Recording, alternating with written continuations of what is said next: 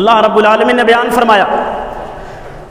والقواعد من النساء اللاتي لا يرجون نكاحا فليس عليهن جناح ان يضعن ثيابهن غير متبرجات بزينة وان يستعففن خير لهن. عرش والے نے کہا وہ عورتیں جن کے اندر شہوت باقی نہیں ہے، شادی کی یعنی کہ نکاح کی یعنی ہم بستری کی خواہشات ان کے اندر اب نہیں رہی ہے، وہ عورتیں اگر اپنا برقع غیر مردوں کے سامنے اتار دیتی ہیں تو کوئی گناہ نہیں ہے. لیکن یاد رکھنا غیر متبرجات بزینہ، بشرطے کہ ان کا حسن و جمال، ان کی بناؤ سگار، ان کی زینت، ان کی خوبصورتی ظاہر نہ ہو رہی ہو. وَأَن يَسْتَعْفِفْنَ خَيْرٌ لَهُنَّ، لیکن اگر وہ اجتناب کرے، اگر وہ احتیاط برتے،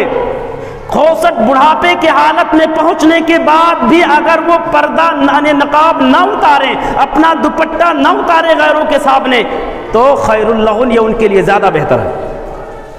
اس آیت کے اندر رب العالمین نے وہ عمر رسید عورتیں جن کی کمر جھک چکی ہے، جن کے اندر خواہشات باقی نہیں ہیں، شوہر کی کوئی خواہش باقی نہیں ہے، ان عورتوں کو رب العالمین نے کہا کہ وہ عورتیں بھی اگر ان کا حسن و جمال ظاہر ہو رہا ہے، ان کی زینت ظاہر ہو رہی ہے، ان کی خوبصورتی عیاں ہو رہی ہے، تو وہ بھی اپنا نقاب، اپنا برقع، اپنی چادر، اپنا دوپٹہ اپنے اوپر سے نہیں ہٹا سکتے.